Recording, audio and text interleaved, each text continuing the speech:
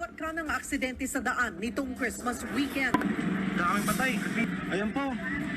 Sa Lubao, Pampanga, 7 ang patay ng mang-araro ng tricycle at mga tao sa waiting shed ang isang pampasaherong bus.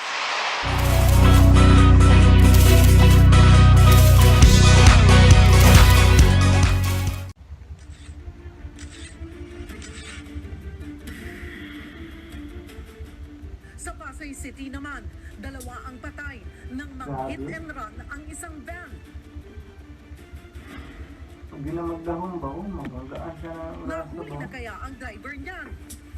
Yan ang dapat abangan.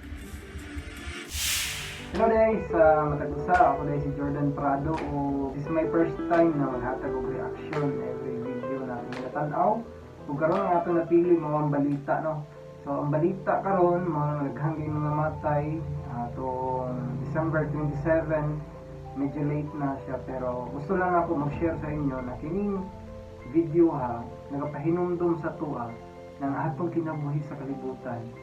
Hubok ra kyud. Ang kaning mga tao karon na naglakaw sa dalanan, nagsakay silang bus, ug nagsakay silang motor, sila magdahom na mao na dito yung last na ilang makauban ilang pamilya, ilang amigo, mao na dito yung last biyahe nila.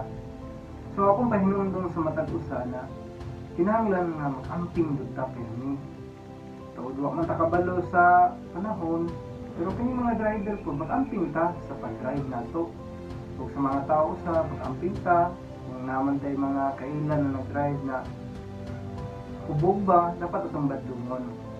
Kini lang pahinumdum, no? Huwag kita kabalo, kung sa tapaon sa Ginoo, no nang kinahanglan. Malagad yun sa Ginoo. So siyang dahigon, simbahon, kay gibuhat ta sa Ginoo sa pag-alagad niya.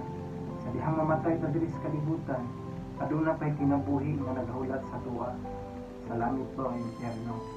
Hukman ta sa Ginoo, pinaagi sa itong binuhatan, kumaayo ba na o dautan.